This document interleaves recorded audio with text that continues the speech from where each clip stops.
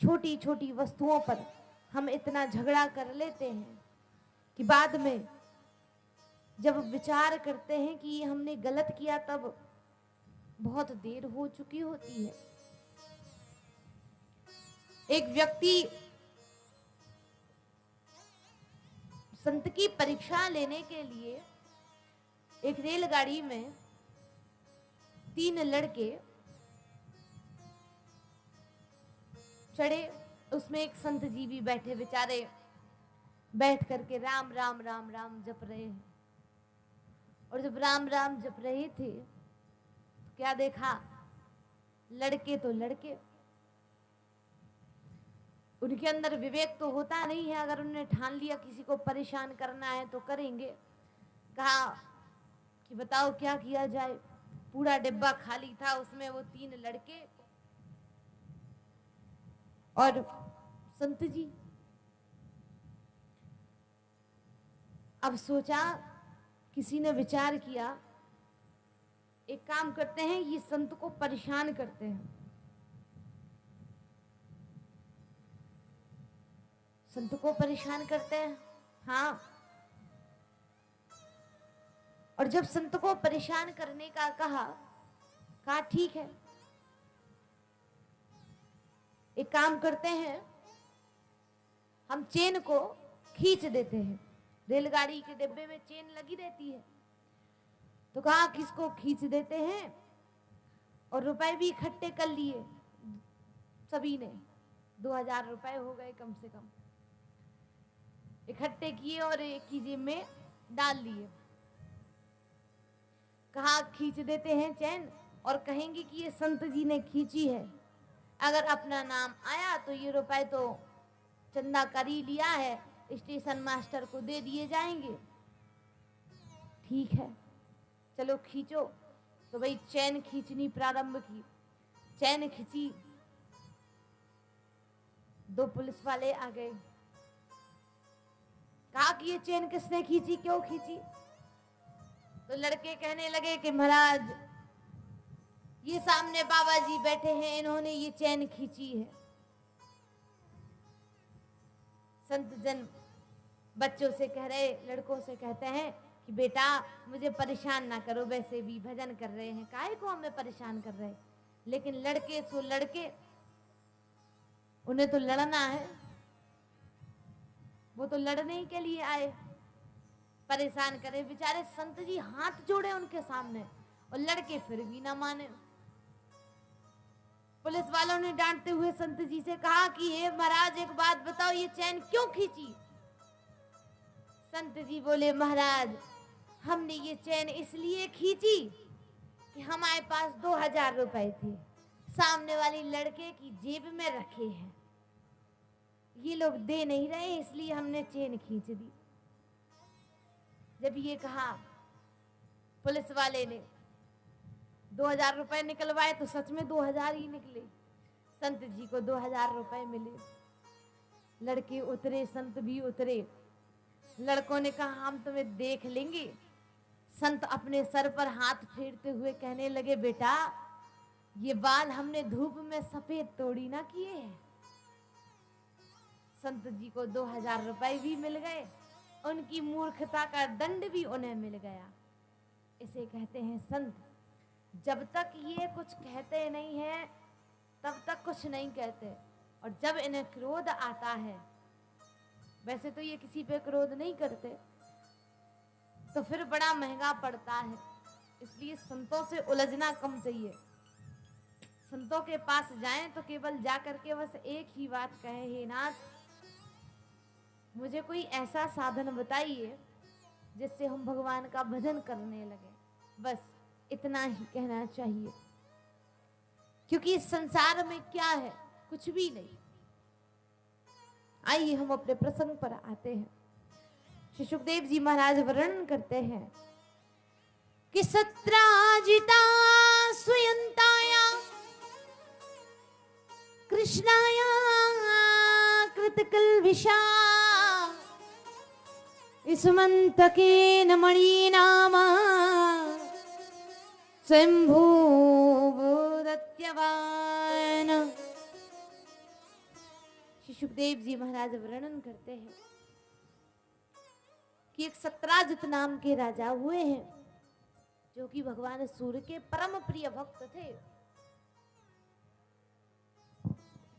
वह सूर्य की बहुत ही आराधना किया करते थे। काफी समय व्यतीत हुआ, जब भगवान सूर्यदेव उनसे प्रसन्न हो गए तो प्रसन्नता से उनसे आज सत्राजित से कहा कि हे सत्राजित, तुम हमसे कुछ मांग लो। सत्राजित ने कहा कि भगवान, हमें आपकी भक्ति चाहिए और हमें कुछ चाहिए नहीं है, तो एक काम करो, मैं तुम्हें एक मणि देता हूं। तो उन्होंने एक स्मंतक मणि को दिया, जो कि नित्य प्रतिदिन 108 भार सोना दिया करती थी रोज। भगवान श्री कृष्ण की सभा लगी हुई है, सभा में बड़े बड़े संत आए हैं, और जब सभा में बड़े बड़े संत आए तो क्या देखा, उन्हीं के बीच में सत्राजित का आगमन हुआ। सत्राजित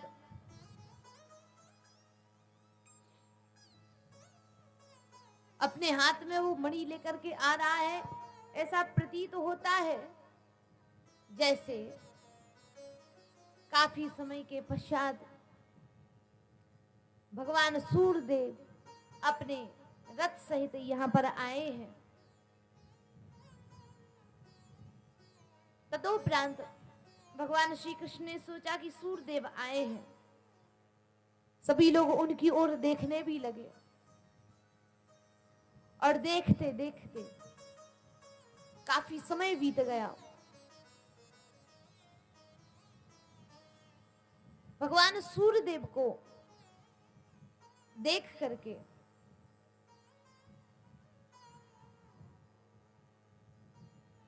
द्वारपाल जो है वो मन में सोचते हैं कि लगता है जैसे सूर्यदेव आ रहे हो, लेकिन वह सूर्यदेव नहीं थे, सत्राजित था। और जब सत्राजित को देखा, उसके गले में मणि देखी, तो कहा, अरे सत्राजित, एक बात बताओ, इस मणि के लिए तुम्हें क्या चाहिए है? ये मणि तुम्हारे कोई काम की नहीं है, क्या ये मणि तुम मुझे दोगे जिस कारण से मैं राज्य की सेवा कर सकूं? सत्राजित ने मना कर दिया कि नहीं नहीं, हम ये मणि आपको नहीं दे पाएंगे। काफी समय बैठे रहे, और बैठने के पश्चात सत्राजित जो है वह अपने घर की ओर प्रस्थान करने लगा, चला गया, और पूजा घर में जाकर के उसने वह मणि उतार करके रख दी। भाई प्रसेन जब आया तो प्रसेन ने आकर के आज उस मणि को उठाकर अपने वन की ओर चला जाता है। वन की ओर जब शिकार खेलने के लिए वह जा रहा होता है, तो क्या देखा, एक सिंह रास्ते में मिला है। काफी समय बीत गया, प्रसेन घर की ओर वापस नहीं आया। सत्राजित दौड़ा दौड़ा भगवान श्री कृष्ण के पास आया, कहा, कन्हैया, पूरी राजसभा में सभी लोग विराजमान है, कन्हैया, तुमने मेरी मणि को छुपाया है, एक काम करो, मेरी मणि को मुझे लौटा दो। जब ये कहा कि मेरी मणि मुझे लौटा दो,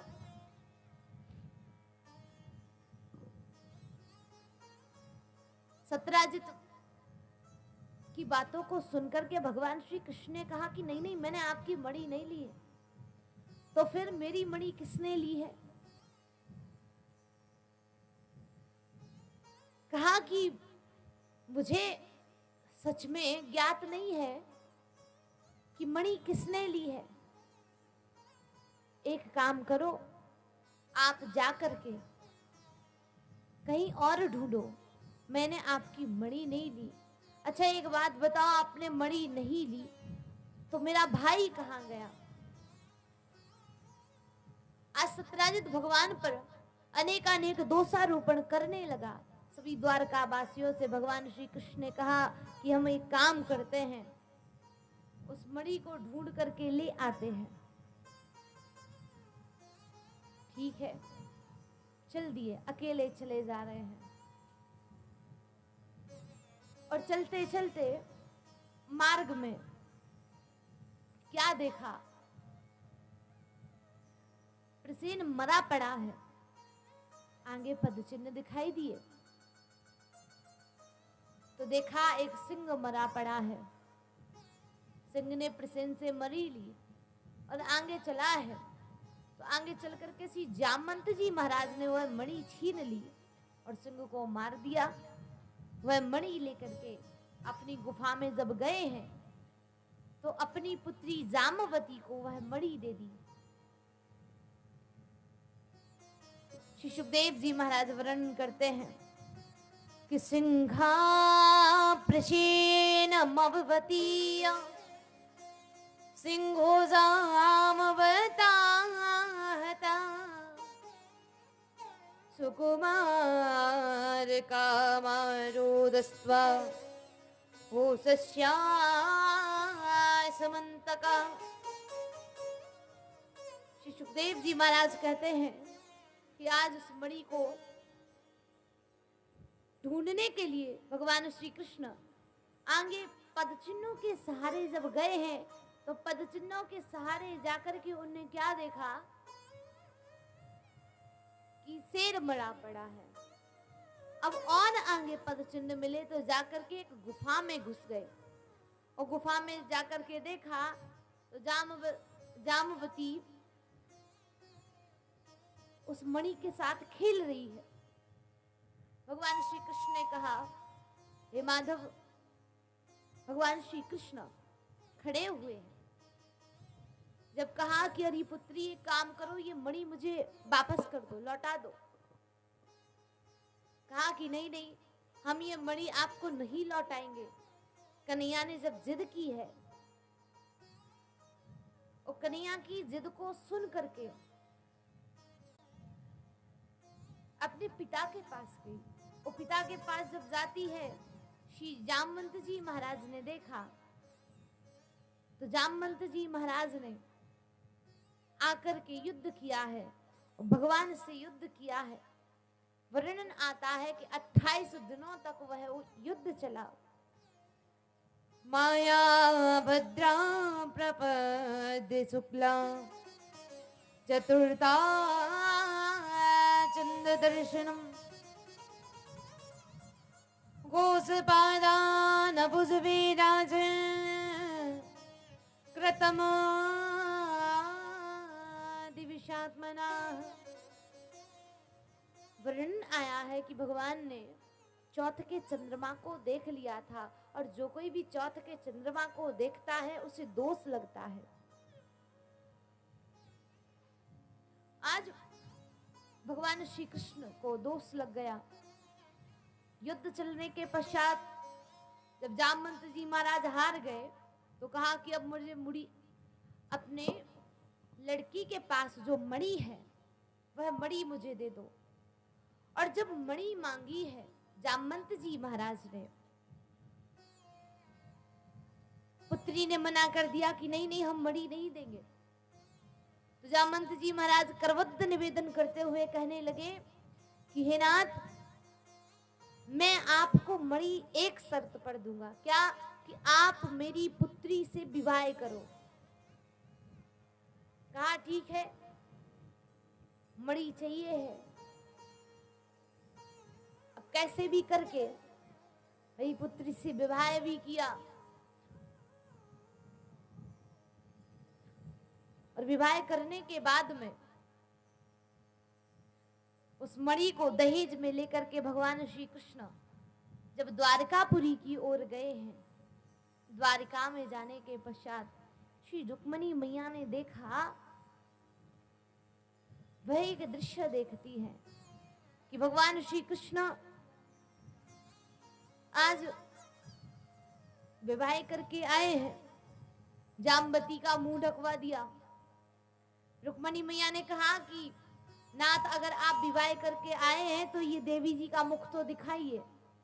रुक्मणी मैया ने जैसे ही कहा, भगवान श्री कृष्ण कहने लगे कि नहीं नहीं, ये आपसे बहुत सुंदर है ना, इसलिए मैंने इनका मुख ढाका है। अब विचार करो, रीछ की पुत्री कैसी होगी। तो बेचारे परेशान हो रहे हैं भगवान श्री कृष्ण। कहा अगर किसी ने भी मुख देख लिया तो बड़ी दिक्कत हो जाएगी, एक काम करते हैं। कहा कि ये आपसे भी ज्यादा सुंदर,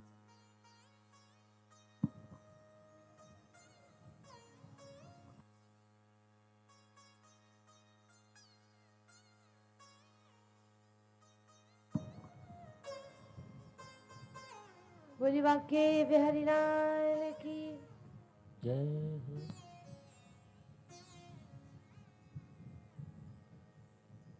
कहा कि आपसे भी ज्यादा सुंदर है।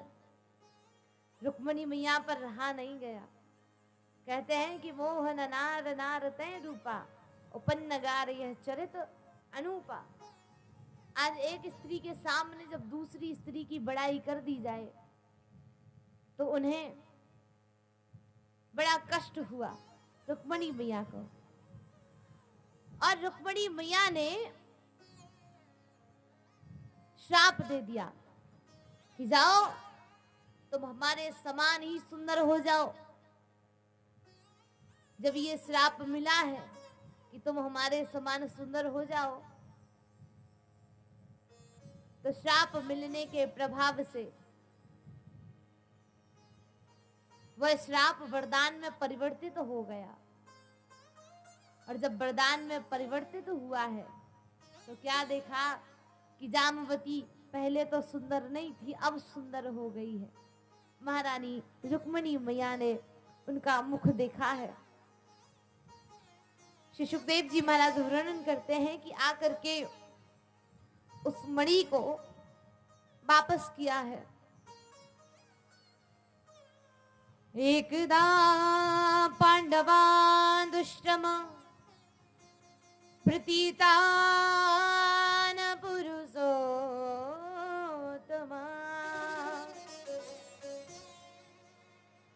इंद्रप्रस्थगता श्रीमानायुधान्वितः।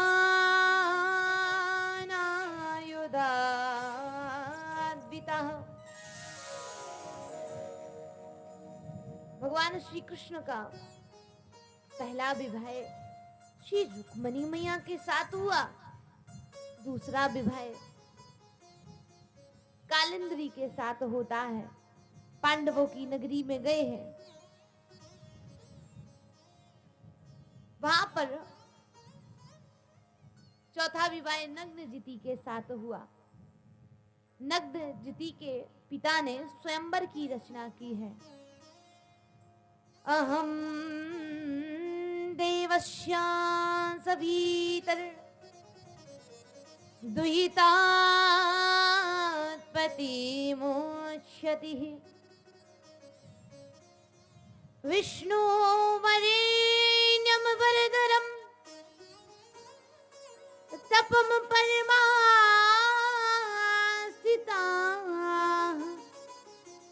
विष्णु वरेण्यम वरदरम तपा परमा।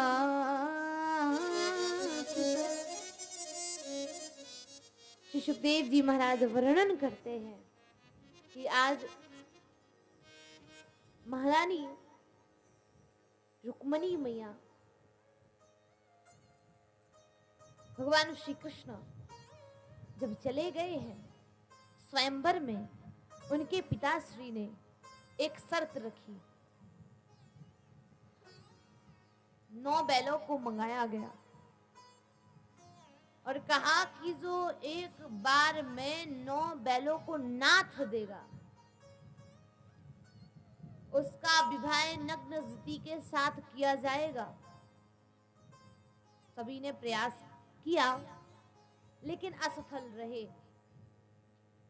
और जब असफल रहे तब वर्णन आता है, भगवान कन्हैया से आग्रह किया। भगवान श्री कृष्ण ने एक ही बार में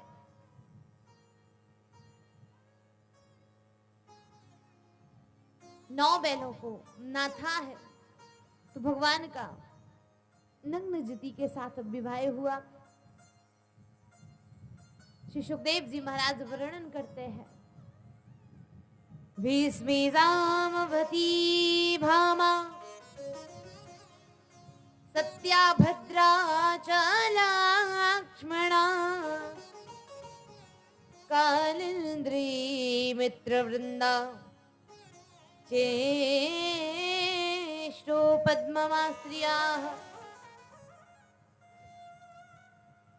श्री सुखदेव जी महाराज कहते हैं कि आज जो मित्र वृंदा है, इनके साथ भगवान का विवाह हुआ। भीष्मी, राजा भीष्मक की जो पुत्री है रुक्मणी मैया, जामवती, भामा, सत्या, भद्रा च लक्ष्मणा, और लक्ष्मणा के साथ भी विवाह हुआ। कालिंद्री, मित्रवृंदा, ये 8 भगवान की पटरानियां हुई हैं। भगवान ने इन 8 के साथ विवाह किया, और जब घर की ओर प्रस्थान किया है, समय बीतता जा रहा है। आज महारानी जो रुक्मणी है बैठी हुई थी कि एक पत्र आया, और पत्र में कन्याओं ने कुछ लिखा है। अथाह तो भगवता भौमो एन जाता स्त्रिया निरुद्धायेतदाचस्व विक्रम संगधन्वनाः। श्री सुखदेव जी महाराज कहते हैं कि भौमासुर नाम का एक दैत्य है, जिसने बहुत सी कन्याओं को बंदी गृह में बंद करके रखा है, छोड़ नहीं रहा है। इसका बस एक काम है कि यह नित्य प्रतिदिन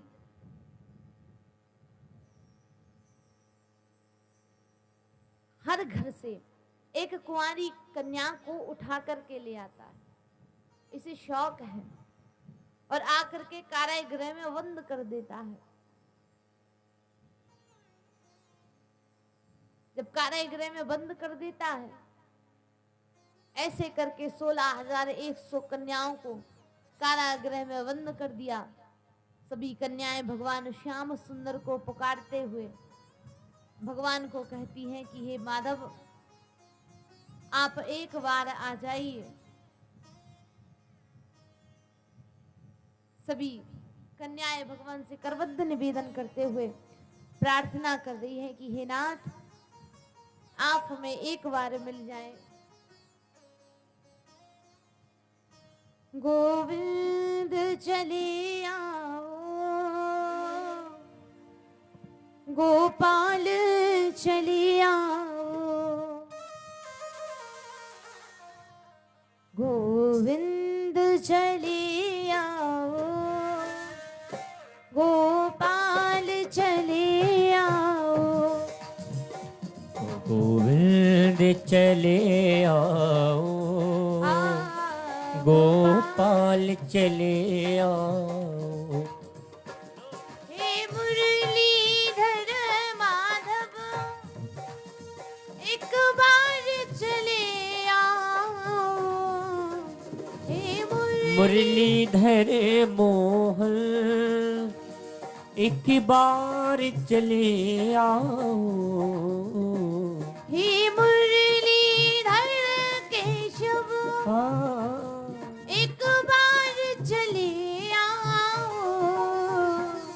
हे मुरलीधर मोहन एक बार चले आओ, गोविंद चले आओ, गोपाल चले आओ, गोविंद चले आओ, गोपाल चले आओ।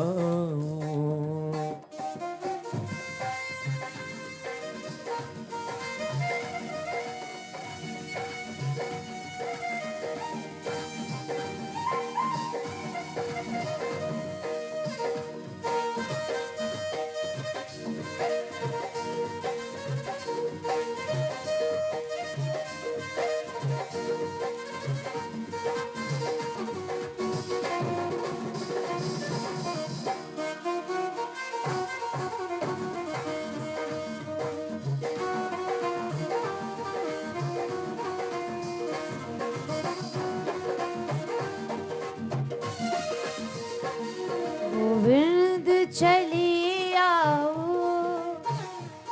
गोपाल चले आओ, गोविंद चले आओ, गोपाल चले आओ, गोविंद चले आओ, गोपाल चले आओ, गोविंद चले आओ, गोपाल चले आओ, गोविंद चले आओ, गोपाल चले आओ,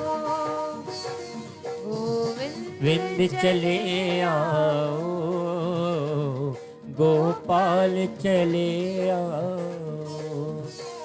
हे मुरलीधर माधव एक बार चले आओ, हे मुरलीधर माधव एक बार चले आओ,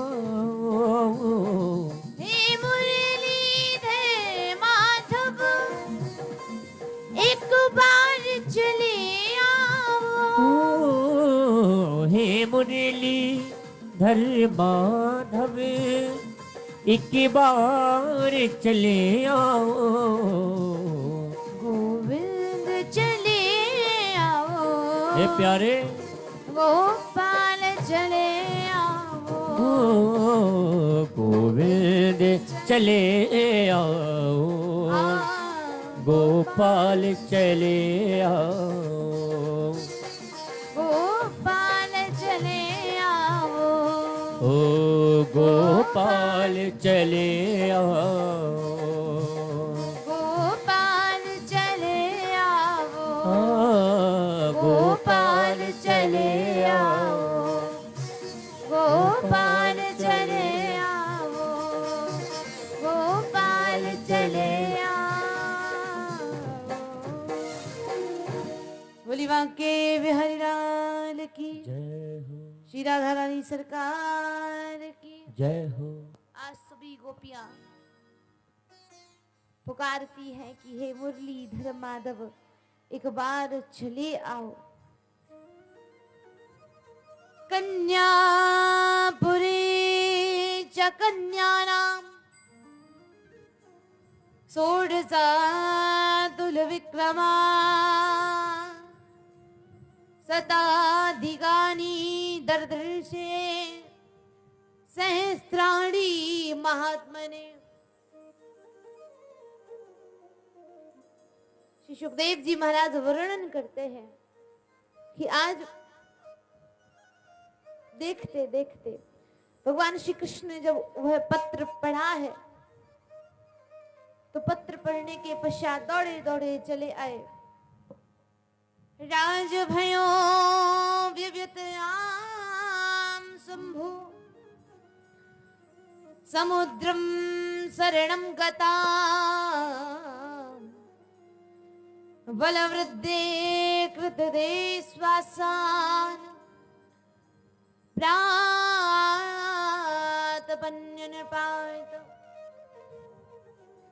श्री सुखदेव जी महाराज कहते हैं कि आज भगवान श्री कृष्ण आए हैं, और भगवान श्री कृष्ण जब आए हैं उससे पूर्व ही नारद जी वहां पर पहुंच गए। और जब नारद जी वहां पर पहुंच गए हैं, नारद जी के पहुंचने के पश्चात नारद जी से भौमासुर कहने लगा कि महाराज मेरी भुजाओं में बहुत ही खुजली मच रही है, तो क्या किया जाए? एक काम करो, आप युद्ध करो। आज कहा कि नहीं नहीं, हम युद्ध नहीं कर सकते। क्यों? आप युद्ध क्यों नहीं कर सकते? कहा कि हम ब्राह्मण आदमी क्या तुमसे युद्ध करेंगे? वेद मंत्र वाले लड़ना नहीं जानते। हम तुम्हें एक ध्वजा देते हैं, उसे तुम जाकर के अपने महल के ऊपर लगा देना, और जब वह ध्वजा झुक जाए, जब ध्वजा झुक जाए तो समझ लेना कि तुमसे युद्ध करने वाला आने वाला है। आज जब उस ध्वजा को लगाया है, देखते देखते वह ध्वजा आज झुक गई। भौमासुर सोचने लगा कि आज जरूर हम युद्ध करेंगे, क्योंकि हमारी भुजाओं में बहुत खुजली हो रही है। भगवान श्री कृष्ण आए, भगवान श्री कृष्ण ने कन्याओं को मुक्त किया है। भौमासुर से युद्ध करने लगे, और जब भौमासुर से युद्ध करते हैं तो कहा कि काम करो भौमासुर, तुम अपनी अंतिम इच्छा बताओ हमें क्या है। भौमासुर ने कहा कि हे नाथ, आप हमसे पूछते हैं तो हम आपको जरूर बताए देते हैं। क्या? कहा कि मैं आपसे एक वरदान चाहता हूं कि कुंवारी कन्याओं से मेरा पूजन हो, बस, और मैं कुछ नहीं चाहता। भगवान ने वरदान दे दिया, जो एक इच्छा करी हो मन माही, जो एक इच्छा ओ मैंने माही, हरि कृपा कछु दुर्लभ नाही, हरि कृपा कछु दुर्लभ नाही, जो एक इच्छा करी हो मन माही, जो एक इच्छा करे हो मन माही, जो एक इच्छा करी हो मन माही, जो एक इच्छा करे हो मन माही, जो एक इच्छा करी हो मन माही, जो एक इच्छा करे हो मन माही, जो एक इच्छा करी हो मन माही, हो जो एक इच्छा करे हो मन माही, जो एक इच्छा करी हो मन माही, जो एक इच्छा करे हो मन माही, जो एक इच्छा करी हो। आज भगवान ने वरदान दिया, तो आज भी उस वरदान को हम सभी लोग निभाते हैं। आपने देखा होगा गांव में अभी जब शरद पूर्णिमा आई थी, तो उस दिन कुंवारी कन्याएं दीवार पर एक मिट्टी का पुतला बनाती है और उसका पूजन करती है। उसका विवाह करने के बाद उसको मार दिया जाता है। करती है ना आप? एक मटकी बनाई जाती है जिसमें अंदर दीपक रखा जाता है। तो कुंवारी कन्याएं आज भी वह पूजन किया करती हैं। आगे आज कन्याओं को जब मुक्त किया है, मुक्त करने के पश्चात भगवान से प्रार्थना करने लगी कन्याएं, हे नाथ, आप मुझ पर कृपा कीजिए, क्योंकि आपकी कृपा के बिना हम कुछ कर नहीं सकते। इसलिए आप इतनी सी कृपा करें कि आप हमसे विवाह कर लें। कि हम आपसे करवद्ध निवेदन करते हुए कहते हैं कि हे नाथ, आप हमसे विवाह कर लीजिए। कहा कि नहीं नहीं, हम विवाह नहीं कर सकते, आप अपने अपने घर को चली जाइए।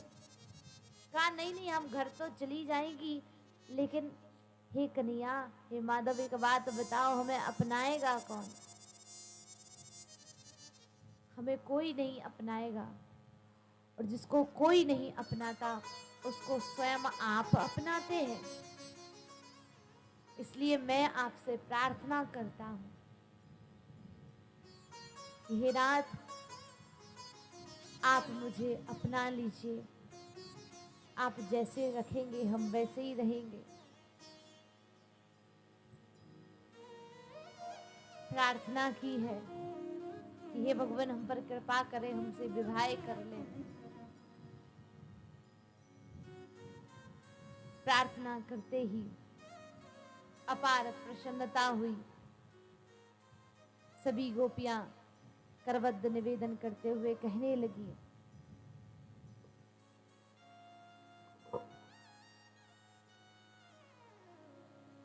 आज हे नाथ, आप जहां जाएंगे हम वही आपके पीछे पीछे चलेगी।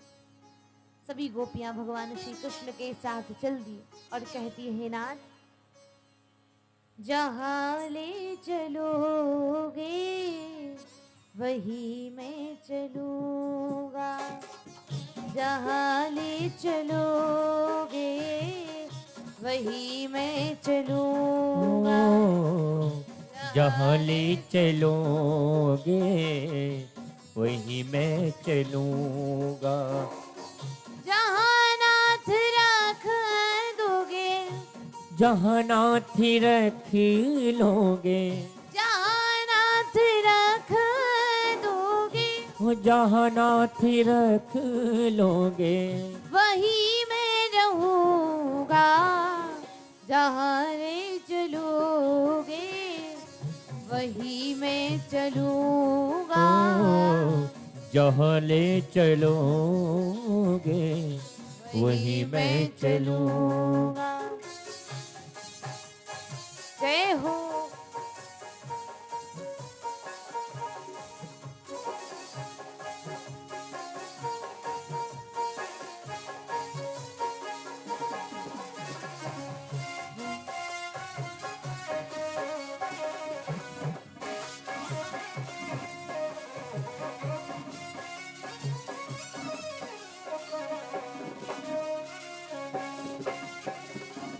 ये जीवन समर्पित चरण में तुम्हारे, तुम्ही मेरे सर्वस्व, तुम्ही प्राण प्यारे।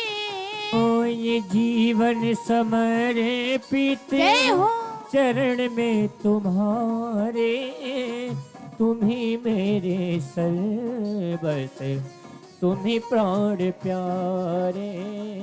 ये जीवन समर्पित चरण में तुम्हारे, तुम्ही मेरे सर्वस्व, तुम्ही प्राण प्यारे। ये जीवन समर्पित चरण में तुम्हारे, जय हो। तुम्ही मेरे सर्वस्व, तुम्ही प्राण प्यारे। तुम्हें छोड़ कर ना, तुम्हें छोड़ कर नाथ, तुम्हें छोड़ कर ना, तुम्हें छोड़ कर नाथ, मैं किससे कहूँगा। जहाँ ले चलोगे वही मैं चलूँगा। ओ जहाँ ले चलोगे वही मैं चलूँगा।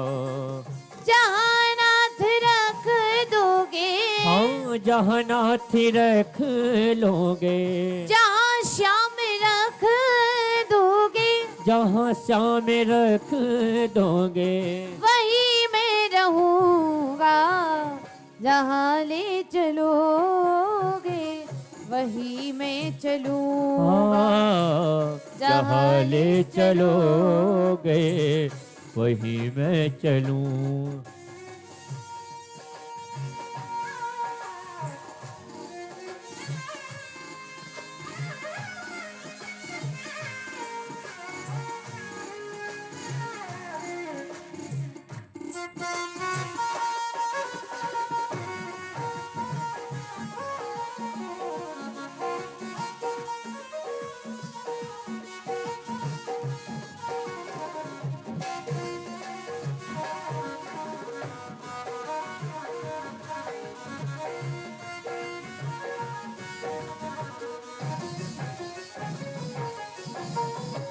हे माधव, आप एक बार मुझे अपना लीजिए।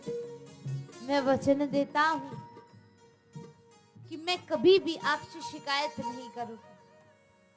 हे भगवान, आपसे मेरी यही विनती है कि कृपा करके मुझे अपना लीजिए।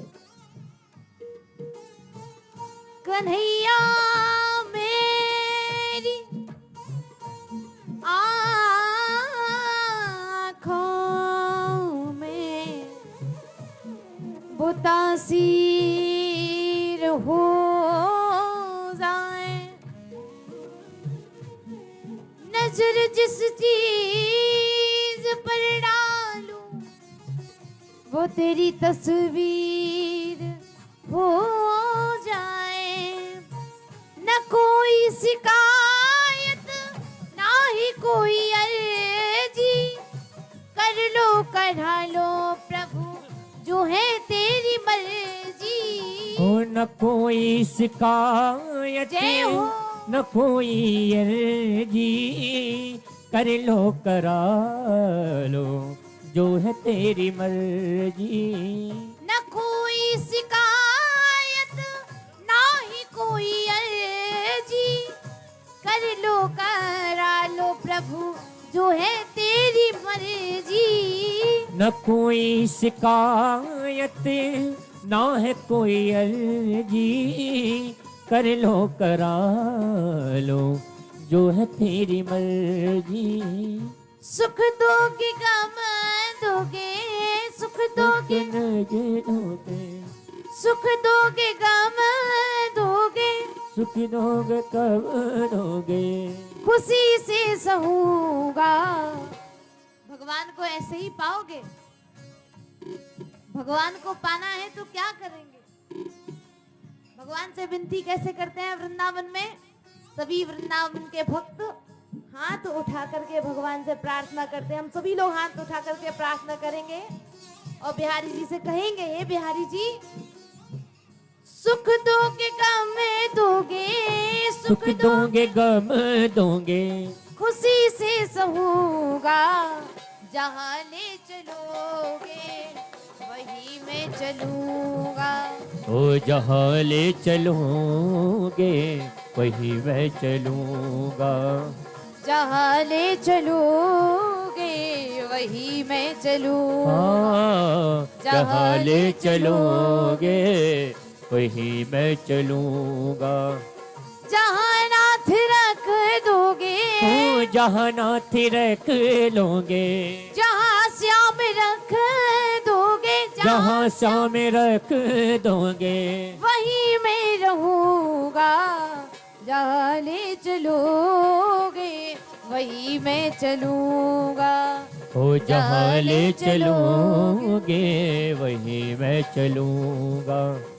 जहाँ ले चलोगे वही मैं चलूंगा। हाँ, जहाँ ले चलोगे वही मैं चलूंगा। हरे रामा राम रामा हरे हरे। ओ हरे रामा राम रामा हरे हरे। हरे कृष्णा कृष्णा कृष्णा हरे हरे। हरे कृष्णा हरे कृष्णा हरे कृष्णा हरे कृष्णा। जहाँ ले चलोगे वही मैं रहूंगा। ओ जहाँ ले चलोगे वहीं मैं चलूँगा। जहाँ नाथ रख दोगे, ओ जहाँ नाथ रख लोगे, जहाँ श्याम रख दोगे, जहाँ श्याम रख दोगे, वही मैं रहूंगा। जहाँ ले चलोगे वही मैं रहूंगा। ओ जहाँ ले चलोगे वहीं मैं चलूँगा। जहाँ ले चलोगे वही मैं रहूंगा। वही मैं रहूंगा। वही मैं रहूंगा।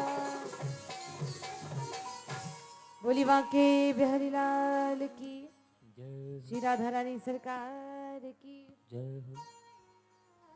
जहाँ ले चलोगे वही मैं चलूंगा।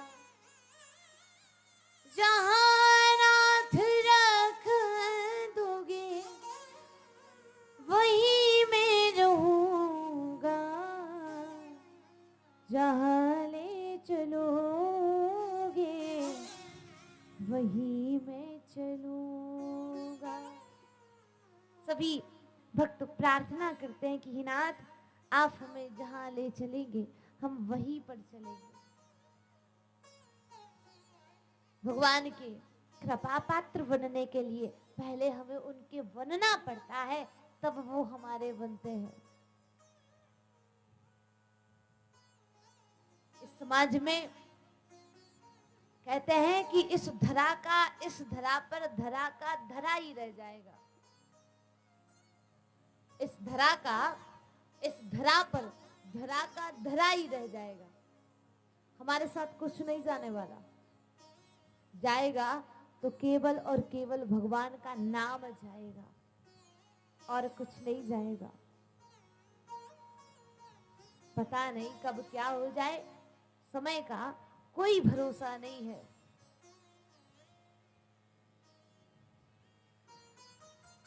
आज हम हैं, कल हो ना हो, इसलिए जितना हो सके भगवान का भजन करें, परमात्मा का भजन करें। सभी 16,108 गोपियां चल दी, भगवान से विवाह हुआ। आज भगवान के 16,108 विवाह पूर्ण होते हैं। बोली बांके बिहारी लाल की, श्री राधा रानी सरकार की। श्री सुखदेव जी महाराज वर्णन करते हैं कि आज उनका विवाह हुआ और विवाह होने के पश्चात एक बार की बात है, भगवान श्री कृष्ण हर समय राधे राधे राधे राधे रटते रहते हैं। महारानी रुक्मणी मैया को बड़ा क्रोध आया कि मैं इनकी इतनी सेवा किया करती हूँ, ये फिर भी किसी और का नाम लेते हैं। दिक्कत होने लगी उन्हें। कोई किसी से प्रेम करता हो और जब वो आप पे ध्यान ना दे तो व्यक्ति फिर आप पर बहुत क्रोध करेगा।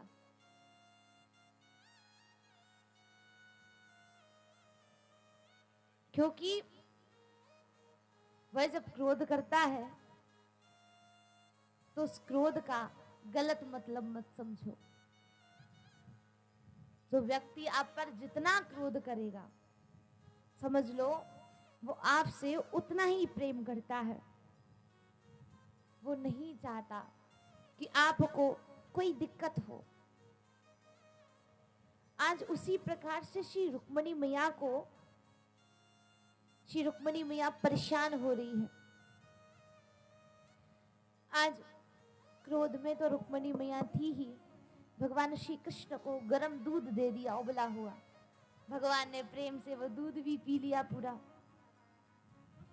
कहा कि राधा कौन है, इनसे हम मिलने तो जरूर जाएंगे, चल दे।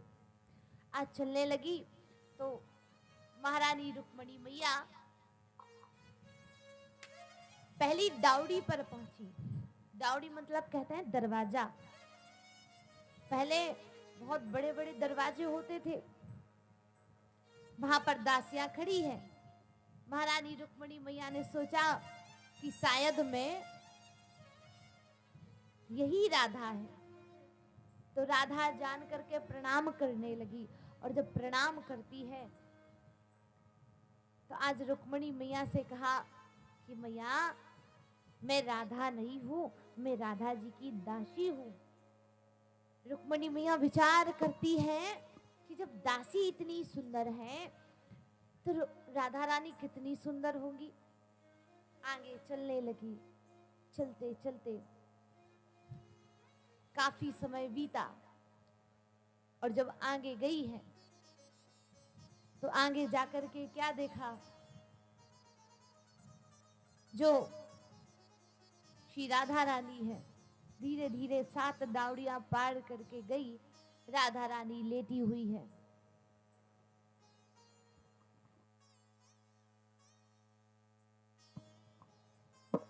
महारानी श्री राधा रानी के पास जब रुक्मणी मैया पहुंची,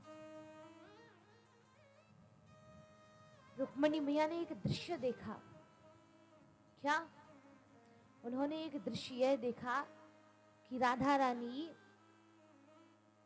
लेटी हुई है, उनके ऊपर एक गीला वस्त्र, जो सूती वस्त्र होता है, उसको भिगो करके डाल दिया है। और जब उस वस्त्र को भिगो करके डाला है, वर्णन आता है, महारानी रुक्मणी जी ने पूछा कि एक बात बताइए, ये इन पर भिगो करके वस्त्र क्यों डाला है? श्री राधा रानी उठ करके बैठ गई। और जब उठ करके बैठी है, राधा रानी ने कहा, अरे रुक्मणी एक बात बताओ, क्या तुमने मेरे कन्हैया को आज गर्म दूध पिलाया है? रुक्मणी मैया विचार करने लगी कि मैया आपको कैसे पता है कि मैंने भगवान श्री कृष्ण को गर्म दूध पिलाया है? कहा, रुक्मणी तुम्हारे गर्म दूध पिलाने से आज मेरे पूरे शरीर में छाले हो गए हैं।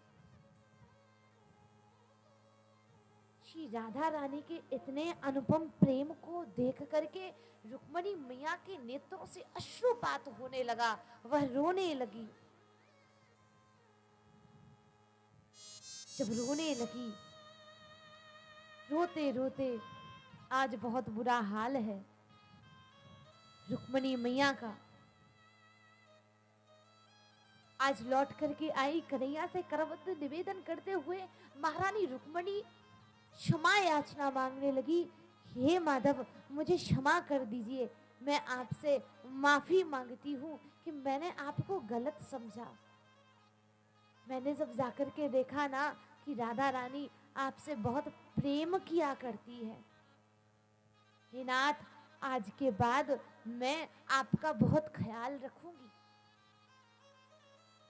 मैं समझती थी कि राधा रानी अलग है, लेकिन राधा और कृष्ण एक ही हैं, ये कभी अलग नहीं हुए हैं।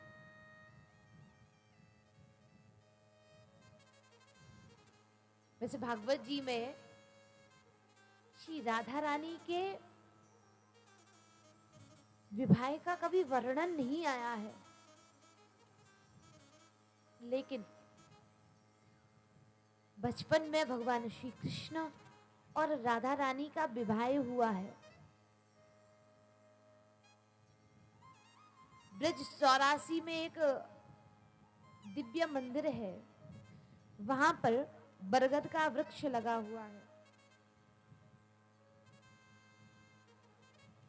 वह बरगद का जो वृक्ष है, उसकी जो ऊपर से तने आए हैं, डाली से आकर के जमीन में प्रवेश किए हैं वो, तो आप जब जाकर के देखेंगे वहां पर आज भी ब्रह्मा जी की मूर्ति रखी हुई है। ब्रह्मा जी ने श्री राधा रानी वो भगवान श्री कृष्ण का विवाह कराया है और उन बरगद की शाखाओं से मंडप बना है। वह मंडप बहुत ही दिव्य है।